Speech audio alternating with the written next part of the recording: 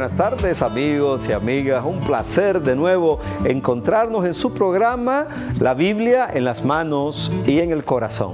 Y estamos aquí compartiendo en este mes solemne de la Biblia, mes de la patria, mes donde queremos construir esta tierra bendita que Dios nos ha regalado con el espíritu de la Sagrada Escritura, con la efusión de ese texto maravilloso que proclamado a todos los vientos hace sentir la voluntad de Dios en nuestro ambiente, en nuestra realidad. Y estamos aquí compartiendo este mes de septiembre, mes de la Sagrada Escritura. ¿Sabía usted que este próximo 30 de septiembre celebramos la fiesta de San Jerónimo? Y se van a cumplir 1600 años del fallecimiento de San Jerónimo. Eso nos provoca una sensación de viajar en el tiempo para reconocer la ancianidad que tiene la Sagrada Escritura, la ancianidad que tiene nuestra iglesia y cómo parece de ayer que San Jerónimo nos dejara la traducción, la primera traducción de la Biblia del hebreo y del griego a la lengua latina. Y de ahí todas las ediciones que se han hecho en distintas lenguas. Le damos la más cordial bienvenida. Sabe que este programa es suyo. Usted nos puede llamar al teléfono que está en pantalla, participar también a través de las redes sociales. Estamos aquí para compartir la palabra del Señor y recordarles además que recogemos, valga el término, textos de la Sagrada Biblia para poder entregarlas a jóvenes emproístas que siempre las necesitan para cuando realizan los 3 días de retiro en el movimiento emproísta dentro de la arquidiócesis. Así que despréndase de un poquito de sus recursos, compre una Biblia y tráigala aquí a las oficinas de Suyapa Medios. Pues bien, vamos a entrar ya en materia, ya que estamos aquí para poner la Biblia en sus manos y que el mensaje pueda llegar al corazón. Pensemos cómo el primer programa en este mes de septiembre, mes de la Biblia, se enfocó en esta pintura maravillosa, expresión de un texto sagrado de Lucas, que es la Anunciación. La estamos viendo en pantalla. Fra Angelicum pinta esta maravillosa escena del sí de María al ángel, del sí de María a la voluntad de Dios, que trata de que la palabra se encarne en el seno de María Virgen. Mire, eso es lo que nos quiere decir la Anunciación. La palabra se hizo carne con el sí de María. Eso fue el primer programa. En el segundo, amigos y amigas, no podemos olvidar que la palabra, como todo niño, después de 9 meses de su concepción, se dio a luz de María Virgen en el portal de Belén. Una pintura del Greco nos hace reconocer la grandeza de aquella noche maravillosa en que, como dice el testimonio escrito de San Juan Evangelista, la palabra se hizo hombre y puso su tienda entre nosotros. Vea cómo escribe San Juan en el capítulo 1. La palabra se hizo carne. El verbo de Dios nació entre nosotros de María Virgen y lo hemos visto, dirá en la primera carta de Juan, lo hemos contemplado, hemos visto su gloria, ha estado entre nosotros, hemos escuchado sus palabras. Esa palabra se ha hecho carne y ha puesto su morada entre nosotros. Así pues, hermanos y hermanas, estamos hoy ya en un programa más de este tiempo especial con el cual queremos de nuevo abrir la Sagrada Escritura para que, como ha pedido San Pablo y lo ha reiterado la Iglesia en 21 siglos, la riqueza de la palabra de Dios abunde con toda su fuerza. Y hoy le traemos un texto que va en continuación. La palabra se encarnó de María Virgen, la palabra se hizo carne al nacer en Belén y la palabra murió en la cruz.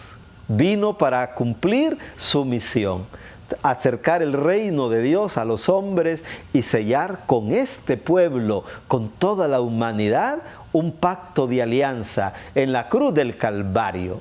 Para ello, les invito a tomar la Sagrada Escritura y seguir el texto sagrado hoy en el Evangelio de San Juan, en el capítulo 19. Un capítulo de los relatos de la pasión, los relatos más antiguos que tenemos en los evangelios mismos, cómo la comunidad recogió el testimonio de la muerte del Mesías. Se cumple así la Escritura. El grano de trigo cayó en tierra y dio mucho fruto. Escuchemos el texto sagrado del Evangelio.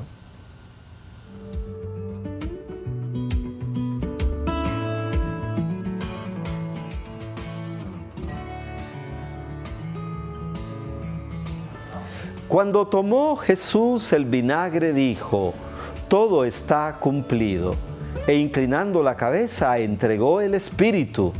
Los judíos, como era el día de la preparación para que no se quedasen los cuerpos en la cruz el sábado, porque aquel sábado era muy solemne, rogaron a Pilato que les quebraran las piernas y les retiraran.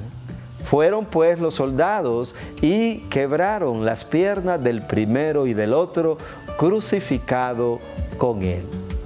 Palabra del Señor.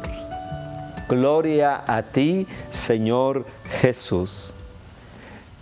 Hemos escuchado, amigos y amigas, el maravilloso texto del Evangelio según San Juan, que narra precisamente la muerte del Mesías. Y para profundizar en este misterio, la gran catequesis que fueron las pinturas. Hoy queremos ofrecerle una pintura del Museo del Prado de Velázquez, el famoso crucificado de Velázquez. ¿Qué nos llama la atención de esta pintura de Velázquez? En primer lugar, nos llama la técnica de lo claro y de lo oscuro. Usted puede ver que de la oscuridad emana el crucificado. Es como que si narrase el propio Evangelio cuando dice que la tierra se llenó de oscuridad, que la tierra quedó inundada por las tinieblas. Pero de esa oscuridad aparece la luz que emana el misterio de la cruz. Un cuerpo sobre el madero, un condenado, un hombre llevado, como va a decir Isaías en sus cánticos, para ser despojo, para no querer ser visto. Y sobre la cruz, Velázquez pintó la inscripción: Jesús Nazarenus Rex Judaium. Lo vemos que lo pintó en las tres lenguas, latín, arameo y griego, para que todos los que pasaban por ahí lo vieran.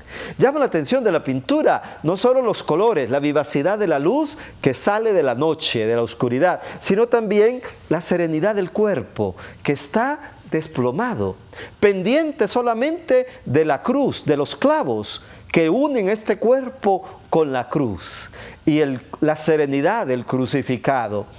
Velázquez quiere representar cómo la cruz de Cristo es su trono. No hay expresión de dolor, hay expresión de abandono, expresión de haber hecho la voluntad del Padre, cuando precisamente dice San Juan que Jesús dijo: todo está consumado. Es la cruz victoriosa que a la larga el pintor Velázquez nos quiere plasmar en su pintura. El realismo de la sangre, muy importante, que brotan de las heridas, de los brazos, de las manos, de los pies, pero también del costado. Las heridas de la frente por la corona de espinas y la pasividad que rodea, la tranquilidad que rodea aquel día triste y también conmovido por la muerte del Mesías. La palabra dio su vida, como la semilla, como el grano de trigo, cae en tierra, muere para dar frutos. Este es el texto que nos acompaña en este día, precisamente de la meditación de la palabra a la luz del misterio, no solo de la anunciación, no solo del nacimiento, sino también cómo ese hijo de María nos trajo el mensaje del Padre, y a la vez que nos trajo el mensaje del Padre, dio su vida para que ese mensaje llegara también hasta nosotros. Eso es el misterio de la palabra de Dios. Ha viajado del cielo, se encarna en María, se hace hombre por medio de ella en la ciudad de Belén, y en la plenitud de los tiempos va a dar su vida en rescate. Este es el texto que hoy, queridos hermanos, queremos compartir con ustedes. Tenemos, creo, una primera llamada ya. Ya colgaron. Pues bien, estamos compartiendo esta palabra de Dios que quiere ser parte de nuestra reflexión.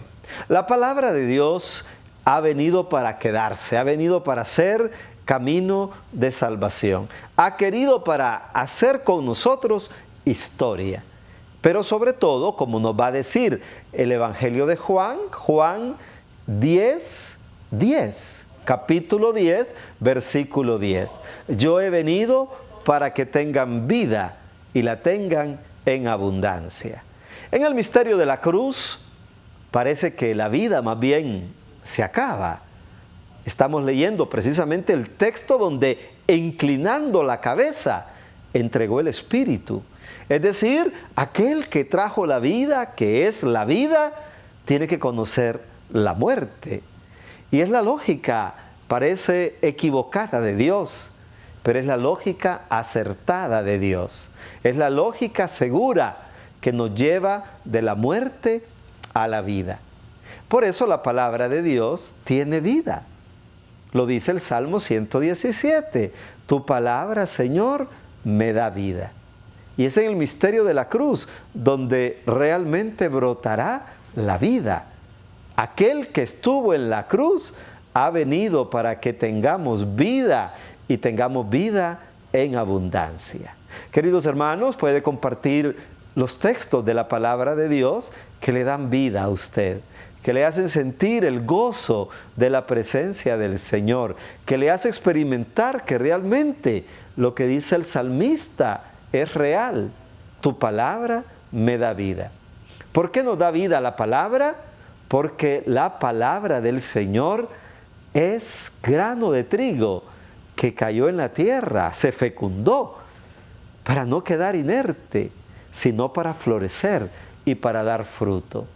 Así es que en el mes de la Biblia sabemos que el texto sagrado está para abrirse, está para tomarlo entre nuestras manos y para poder compartir esta palabra de Dios. Otro texto maravilloso que la propia Escritura dice de sí misma, lo encontramos en la carta a los Hebreos. Fíjese, hermano y hermana, que dice la carta a los Hebreos que la palabra es viva y eficaz. Esto es sinónimo de la vida que la palabra encierra. La palabra es viva y eficaz. Quiere decir que no es una palabra muerta, no es una palabra que se queda en el escaparate con el libro de la Biblia. Es una palabra que viaja, una palabra que tiene la vitalidad, porque es una palabra viva y eficaz. Cuando compartimos esta palabra de Dios, cuando la llevamos a los hermanos, cuando hacemos de la Escritura la lección divina, tan popular en nuestros ambientes y tan deseosos de que en septiembre retomemos el camino de la lección divina, la lectura orante de la palabra, que como un método verdaderamente nos ayuda, nos hace capaces precisamente de generar vida en nuestros entornos, vida en el camino de la iglesia. Y la misión de la iglesia, decía ya San Pablo VI, la iglesia vive para evangelizar. ¿Y qué quiere decir el término, el vocablo, el verbo evangelizar? Es anunciar la palabra de la vida. Esa palabra que da vida debe ser comunicada. ¿Y qué dice entonces en la carta a los Hebreos? Que es una palabra viva, porque genera vida, pero es eficaz. Realiza lo que promete. Y ahí nosotros, como lectores de la Biblia, lo hacemos de manera creyente. No escrutamos la Escritura para hacer de ella una historia solamente de profecías. Es una historia para el diario vivir. Es una palabra para el camino de cada día. En el cotidiano, llevar la palabra es eficaz. Cumple su cometido entre nosotros. Cumple su promesa. Y esta palabra que la vemos hecha cruz, está viva, está viva. es viva y eficaz. La cruz ha dejado de tener el valor sacrificial para tener un valor salvífico, como sabemos. Y desde ese misterio de cruz, de esa sangre derramada, la palabra de Dios es poderosa. Porque aquel que estuvo en la cruz, estuvo ahí para ser Señor, para transmitir su vida, para transmitir la fuerza regeneradora que vivifica y que nos ayuda a caminar, no como hijos de la oscuridad, mas como hijos de la luz. Por eso debemos de gustar de la palabra de Dios. El gusto por ella, concebida en el corazón de Dios, transmitida por el Espíritu Santo en el seno purísimo de María, hecha luz en el alumbramiento de Belén y hecha también vida en el Calvario. Esa palabra nos genera la fuerza que necesitamos para caminar. Y entonces, ella, bien dirá el Salmo 119, 105, antorcha es tu palabra para mis pasos, luz para mi sendero. Pero no solo eso, la palabra de Dios es como la lluvia. Isaías 55, ¿verdad? Versículo del 10 al 11. La palabra es como la lluvia que empapa la tierra. No volverá al cielo si no la ha fecundado para hacerla germinar. Y dice el profeta Isaías que será para que le dé alimento al campesino. Así es la palabra de Dios, es viva y eficaz. Por eso en el mes de septiembre estamos profundamente invitados a retomar el camino de la palabra de Dios. Esa palabra que se nos anuncia como el ángel a María. Esa palabra que nace como cuando nació en Belén. Esa palabra que se hace cruz en nuestros acontecimientos, en el dolor de la vida, en las experiencias dolorosas y sufrientes de los muchos Cristos que tenemos en el diario vivir y que encontramos en muchas situaciones. Esta palabra está caminando con nosotros y nos pide que podamos encontrarnos con ella. A través de esta confrontación con la palabra generamos la vida. Y generando la palabra encontramos vida. Desde Santa Rosa de Copán tenemos ya la primera participación de Vinicia Castillo. Bienvenida al programa. Qué precioso mensaje le reporto de Santa Rosa de Copán, porque me impulsó el Espíritu a decir: estoy con usted. Muchas gracias. Está lleno del Espíritu de Dios, porque está hablando una gran verdad, me gusta. Y reporto, siempre he querido comunicarme a veces, pero hoy me nació y lo hice y muy bien, que se me perdió, pero voy a seguir intentando. A ver si miro ahí la imagen, ahorita lo perdí, tengo 48, imagínese. Mire, qué bien. No sirve mi tele, pero Dios sabrá, pero lo importante es que me comunico con usted y que ese espíritu de verdad que usted tiene para evangelizar, que nos caiga a todos los hondureños. ¿Sí? Muchísimas gracias, muy amable, doña Benicia. Muchísimas gracias, padre. Gracias. Vaya, pues. Y ojalá que pueda seguir sintonizando nuestra señal de Suyapa Medios a través de todas las plataformas, y ahí donde está, ya sea por la radio, ya sea por la televisión o en su parroquia a través del semanario Fides, podamos seguir enriqueciéndonos, arando la tierra para que la palabra de Dios caiga como esa semilla que tiene que producir fruto. Debemos todos unirnos a que lleguemos al conocimiento de la palabra. San Jerónimo nos lo va a decir: desconocer la Sagrada Escritura es desconocer a Cristo. Y por eso ahí todos estamos llamados, queridos hermanos y hermanas, a ser colaboradores del mensaje de la palabra de Dios. Los mensajeros estaban siempre al servicio del rey. En aquella época que no habían comunicaciones tan expeditas, en momentos de la historia bíblica donde el mensaje tardaba mucho tiempo en llegar, eran necesarios los mensajeros. Esos mensajeros que tenían que llevar montados o a pie la carta, el mensaje, la buena noticia. Por eso en el profeta Isaías escuchamos aquella dicha: felices los pies del mensajero que trae las buenas noticias. Con qué alegría podía ver el pueblo que venía el mensajero en su camello o en su burro o en su caballo, trayendo un mensaje, un buen mensaje, la buena noticia. Tenemos también a Zoila Castillo. Buenas tardes, Sí, desde buenas tardes, La Paz. padre. Bienvenida al programa. Sí, padre, Sí, díganos, Zoila. fíjese que yo quisiera saber por qué estaban 3 crucificados, ¿verdad? Así Según es. la lectura. Así es. Pero a los 2, menos a Cristo, le quebraron las piernas. Correcto. Al nivel de las rodillas, correcto. Sí, las rodillas. Y porque Cristo murió metiéndole una lanza en el corazón. Ok, muchas gracias por su participación. Trataremos de explicárselo con todo gusto. Y un saludo enorme a todo el municipio de La Paz y a todo el departamento de La Paz. Vea, la sentencia capital en tiempos de Jesús, desarrollada, ejecutada por el Imperio Romano, era la pena capital de la crucifixión.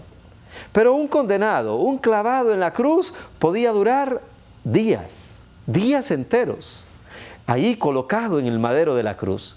Con motivo de la fiesta de Pascua y no queriendo tener los cuerpos en la cruz, querían acelerar la muerte. No es que Jesús murió con la lanza, Él ya estaba muerto. Y solamente quisieron rematar al que ya había muerto, rematarlo. En cambio, los 2 otros crucificados estaban vivos. Para acelerar que murieran rápido, les quebraban la fuerza del cuerpo en las rodillas, para que sin la fuerza que sostiene el cuerpo en las rodillas, pudieran desvanecerse. Y al desvanecerse, murieran de un paro respiratorio, ya que los pulmones no podían sostener la respiración y así morían inmediatamente. Es la razón por la que les quebraron las piernas a los 2 ladrones. A Jesús ya estaba muerto y por eso rompieron con la lanza su corazón. No porque no creyeran que estaba muerto, porque ya lo miraban que había expirado, pero quisieron rematarlo. San Juan va a leer en la herida del costado una lectura teológica. ¿Qué quiere decir? Que del corazón abierto brotó sangre y agua. Es decir, la iglesia nació del corazón abierto del Salvador. Tenemos también una llamada de San Pedro Sula. Muy buenas tardes. Arnaldo Castellena. Lo estoy felicitando por ese gran banquete espiritual que usted nos está... Muchas gracias, transmitiendo Arnaldo. por medio Muchas de la gracias. televisión. Gracias. Quiero felicitar porque aquí estamos en San Pedro, estamos viéndolo. Muchas gracias. Es un gran banquete espiritual que usted nos está pasando. Muchas gracias. Muy amable. Gracias a todos. Y le dé el Espíritu Santo esa sabiduría que sí necesitamos. Muchísimas gracias y un saludo a toda nuestra querida San Pedro Sula y a todos los que sintonizan nuestros programas de Suyapa Medios. Vamos a hacer una pausa. Recuerde que estamos también solicitando que nos traigan Biblias. Recuerde que puede llamarnos al número que está en pantalla. Recuerde que nos puede también sintonizar a través de Facebook y de toda la plataforma de Suyapa Medios. No nos cambie, regresamos de inmediato.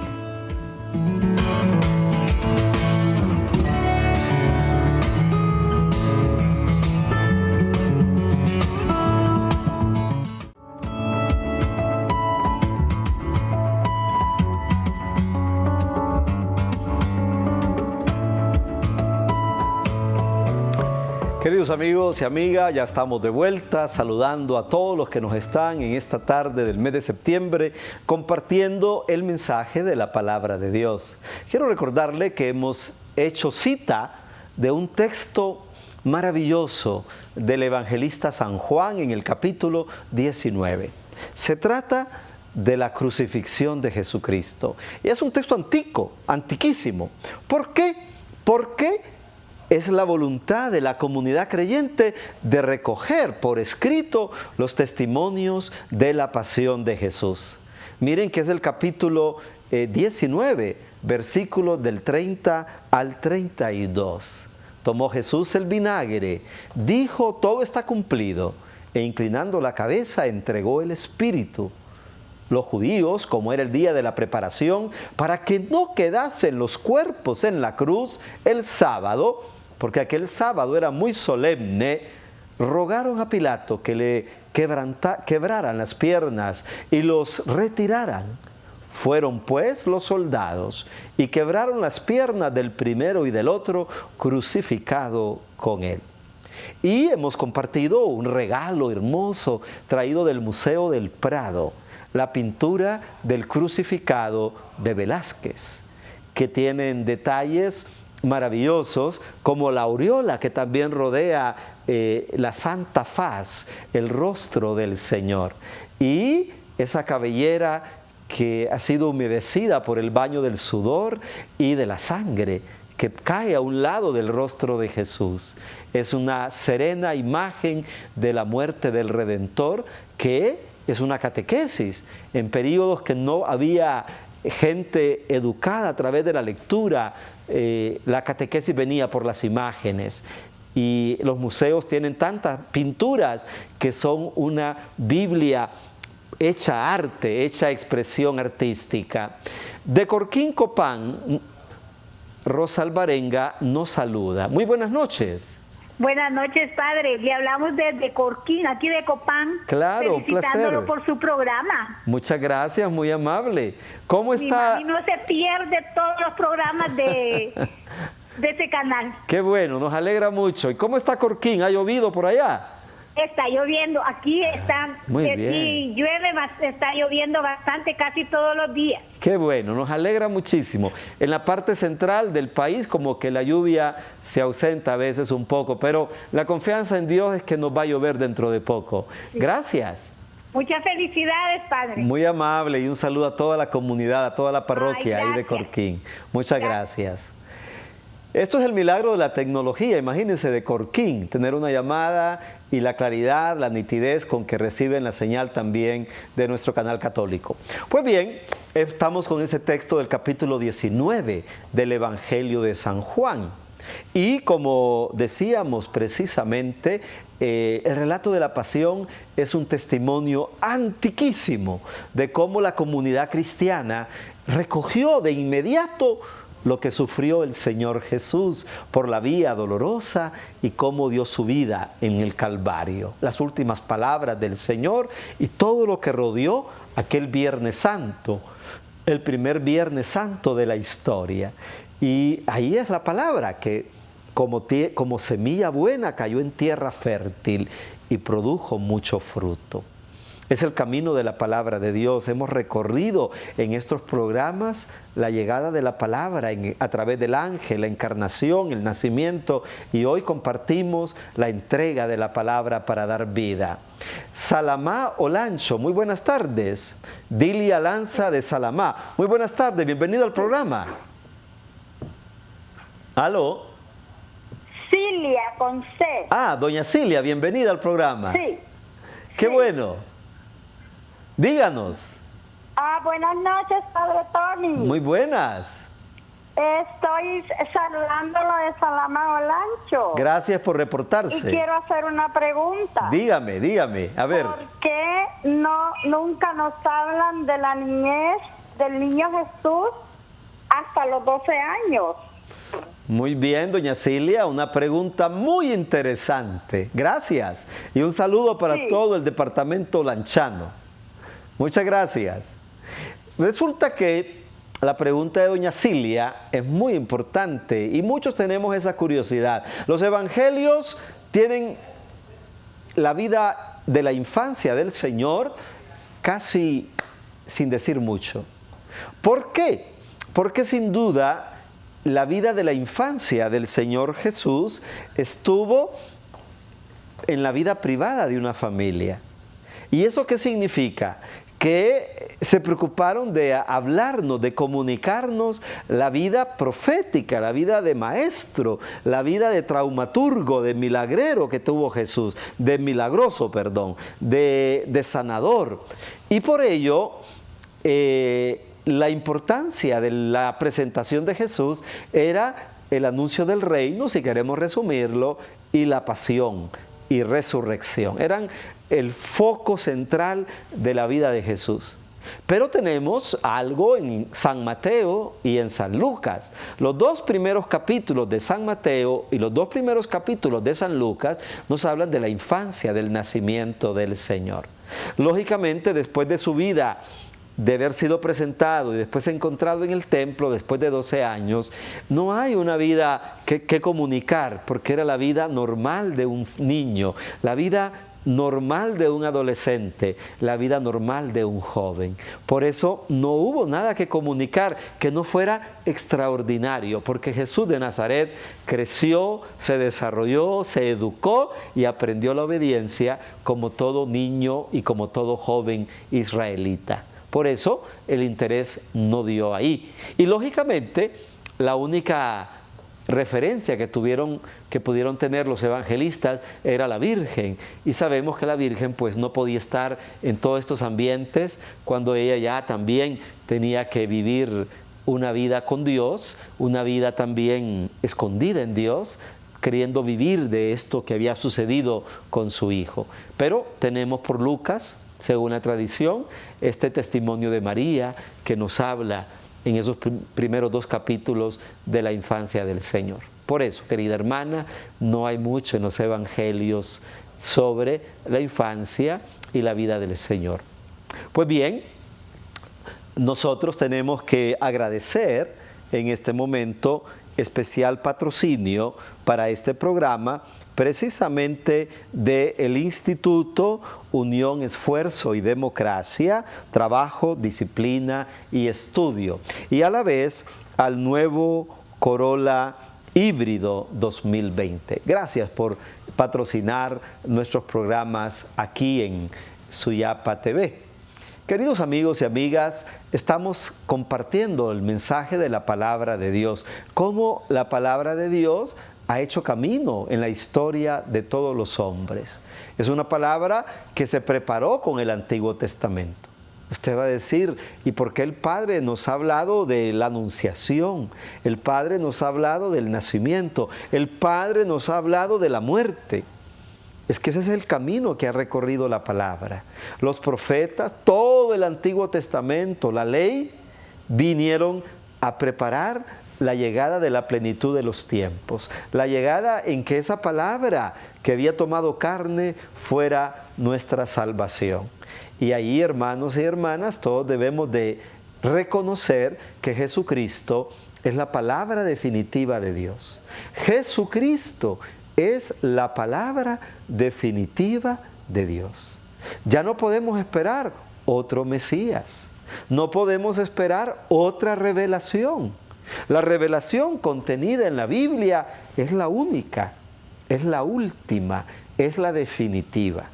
Aunque me aparecieran otros libros, otras revelaciones, otros personajes que quieran anunciarnos otro evangelio, sabemos que ya no es posible. Estos libros contenidos en la Biblia que llamamos Sagrada Escritura es la definitiva, y lo repito con énfasis, es la definitiva palabra de Dios. Santa Rosa de Copán nos sigue sintonizando. Tenemos una llamada de Leonidas Hernández. Bienvenido al programa, Leonidas. Se fue la llamada. Bueno, agradecemos a Leonidas, tal vez intenta de nuevo. Cuando San Pablo visita y luego escribe a la comunidad de la Galacia, a las comunidades cristianas de Galacia, cuyo mensaje encontramos en la carta de San Pablo a los Gálatas, San Pablo les reprocha que a veces se dejan llevar por nuevas teorías, por falsos profetas. Y les dice que aunque bajara un ángel del cielo, a anunciarles un nuevo evangelio, que no lo crean. Porque Jesucristo es la definitiva revelación de Dios. Dios en su Hijo Jesucristo lo ha dicho todo. Dios en su amado Hijo ha manifestado todo su poder, toda su fuerza, toda su gracia. De la colonia Villanueva tenemos a Laura Castro, aquí de Tegucigalpa. Buenas tardes. Sí, buenas noches. Bienvenida. Gracias.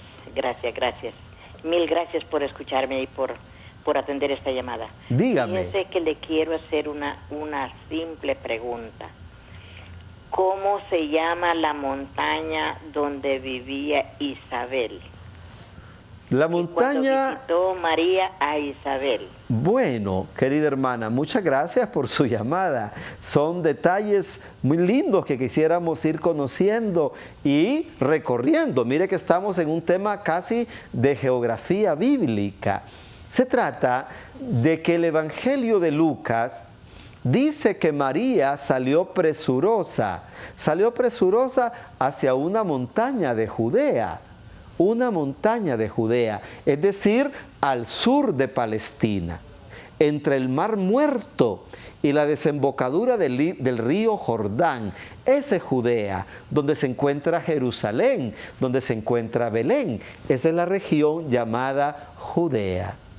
Pues bien, la Biblia no nos dice a cuál montaña, cómo se llamaba la montaña donde María subió presurosa a visitar a su prima Isabel.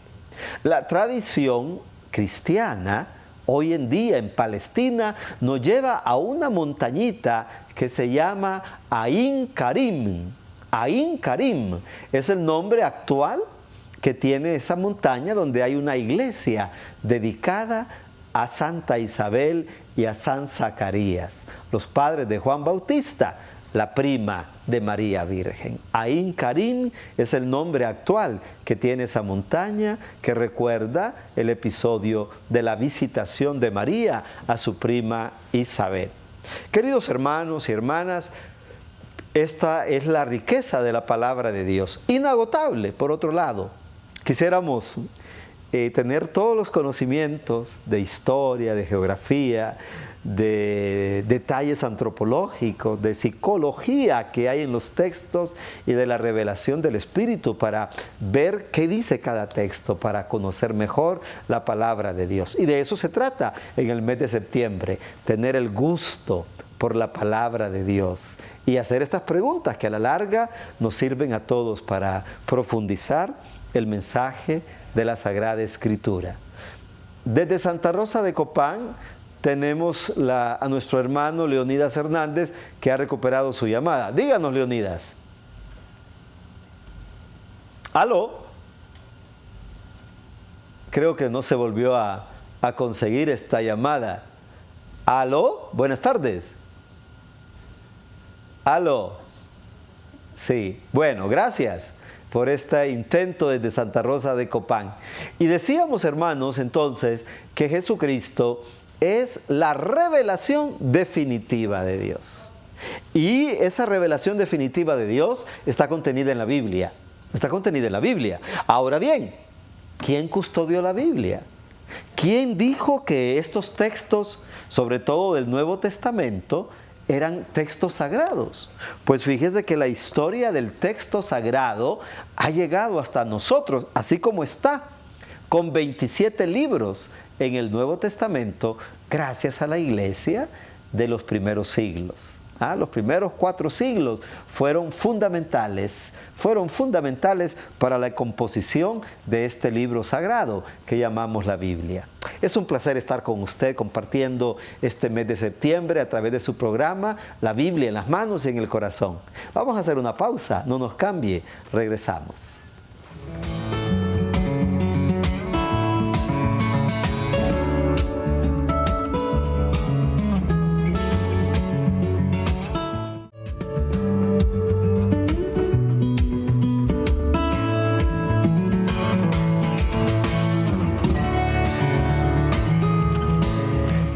estamos ya de regreso con este programa, La Biblia en las manos y en el corazón.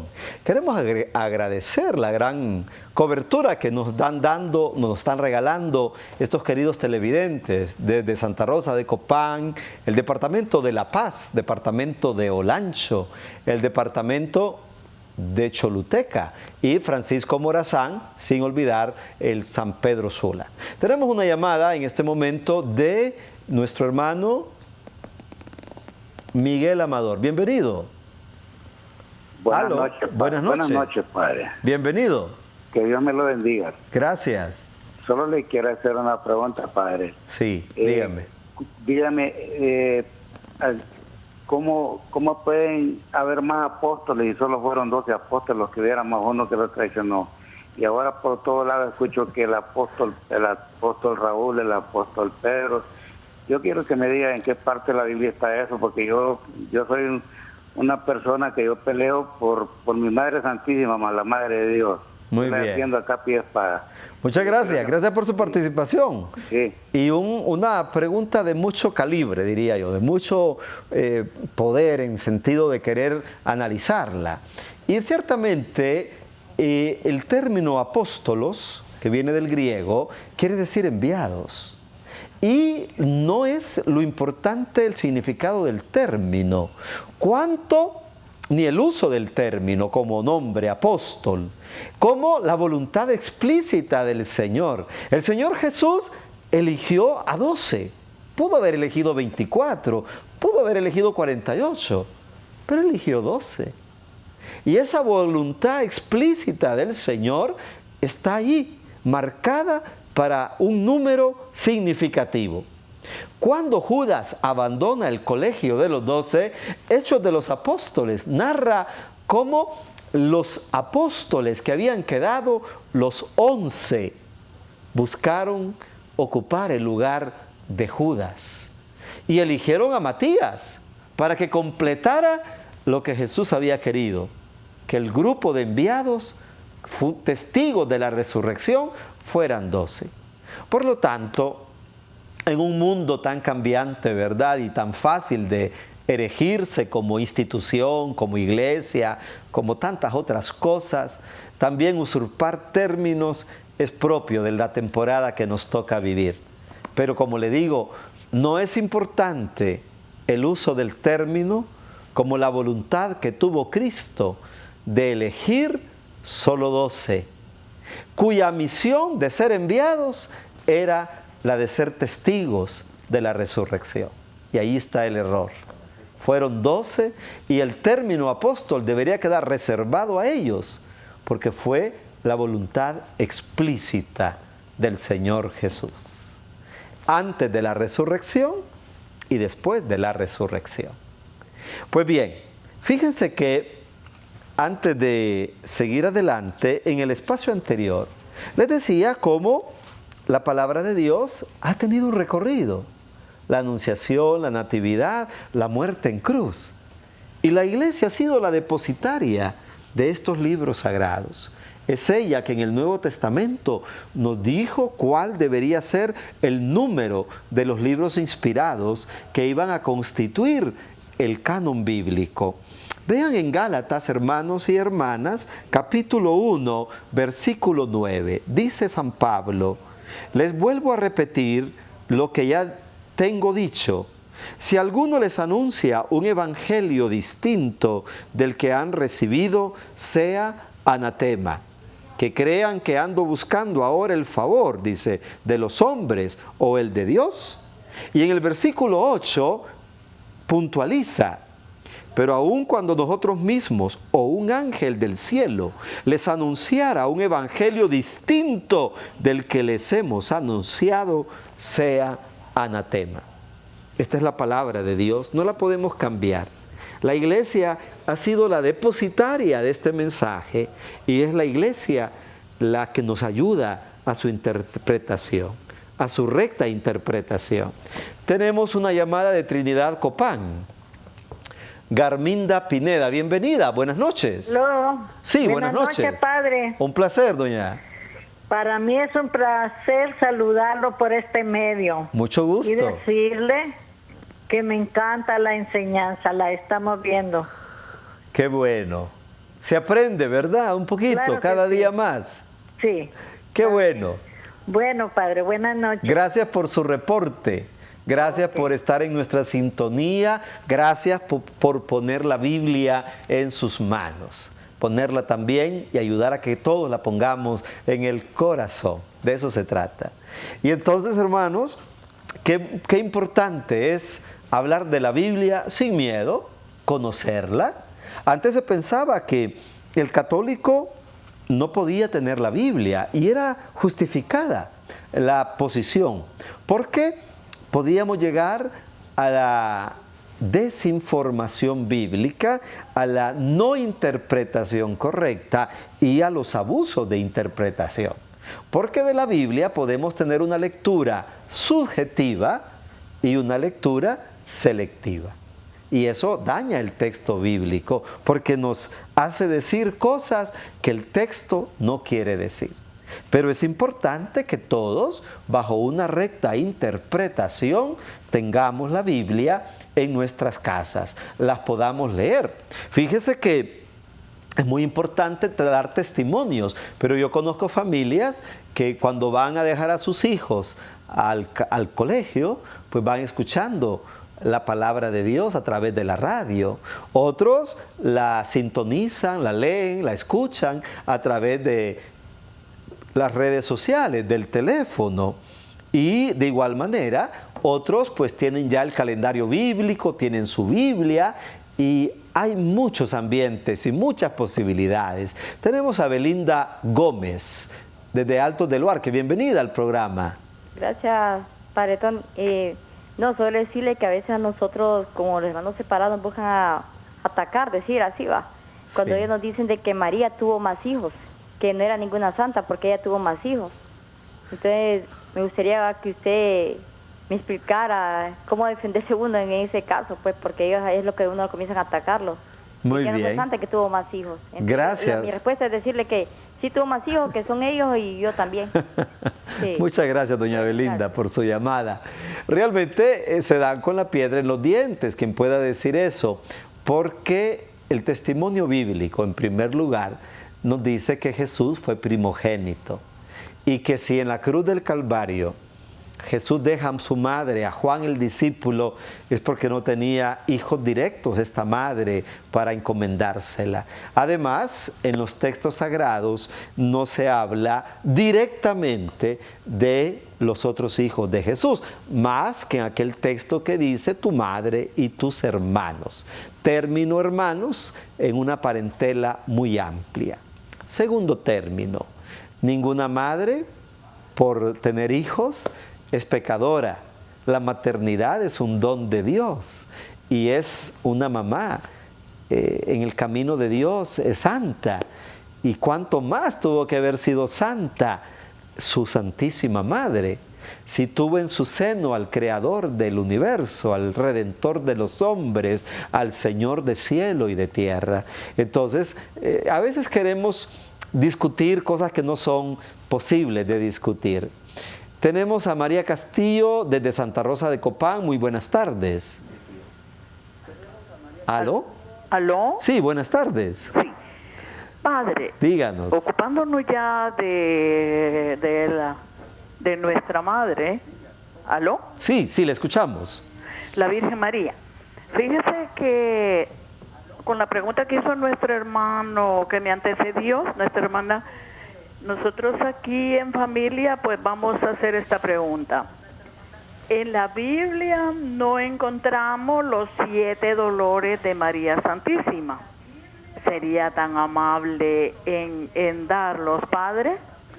Bueno, muchas gracias por esa llamada. Pues fíjese que los 7 dolores con los que veneramos el día 15 de septiembre a Nuestra Señora de los Dolores, sí quiero decirle que están en la Biblia, porque son lo que esta sensibilidad cristiana muy humana ha pensado que tuvo que haber sido un dolor para una madre. Un dolor, y creo que no tengo la lista aquí en este momento de estos dolores de María, pero un dolor era la separación de José. María que ha aceptado el proyecto de Dios y siente en su corazón, ¿cómo se lo va a decir a José, el varón justo? Dolor de la Virgen, que tiene que emigrar a un empadronamiento para cumplir con un edicto. Dolor de la Virgen en el camino a Egipto. Dolor de la Virgen cuando desaparece el niño. Dolor de la Virgen como madre cuando tiene que huir porque están matando a los niños inocentes. Dolor de la madre María que pierde al niño a los 12 años. Dolor de la madre al pie de la cruz. Todos están en las Sagradas Escrituras. Habrá que retomar los 7 dolores y buscarlos en la Escritura. Lamentablemente, hoy ya no tenemos tiempo para trabajar tan interesante tema. Quiero agradecer a todos su infinita, cordial y amistosa sintonía. Gracias por hacer parte de su historia, de su familia y de su tiempo este mensaje de la palabra de Dios. Necesitamos que la Iglesia vuelva cada día a retomar el camino de la Sagrada Escritura y como nos piden los obispos y el Papa después del sínodo sobre la palabra, colocar a la Biblia como el alma de la vida y de la misión de la Iglesia Católica de todos los tiempos. La Biblia como alma en la vida y en la misión de toda nuestra catolicidad. Por eso le agradecemos su amable sintonía. Le esperamos el próximo martes. Y recuerde que hoy, al partir de las 10 de la noche, vamos a repetir también este programa. Recuerde además que estamos solicitando Biblias para compartirlas con los jóvenes emproístas. Gracias por su sintonía. Desconocer la Escritura es desconocer a Cristo. Hoy hemos querido ponerla de nuevo en su consideración para que juntos conozcamos más a Jesucristo. Y conociéndolo, ¿qué pasa? Después de conocer, lo podamos amar. Y después de amar a Jesús, podamos seguirlo. ¿Y qué pasa una vez que se sigue al Maestro? Nos ponemos a su servicio. Los 4 verbos del conocer a Jesús. Conocerlo para amarlo, amarlo para seguirlo, seguirlo para servirlo. Que Dios les bendiga, gracias por la sintonía y hasta la próxima semana. Que Dios nos acompañe. Gracias.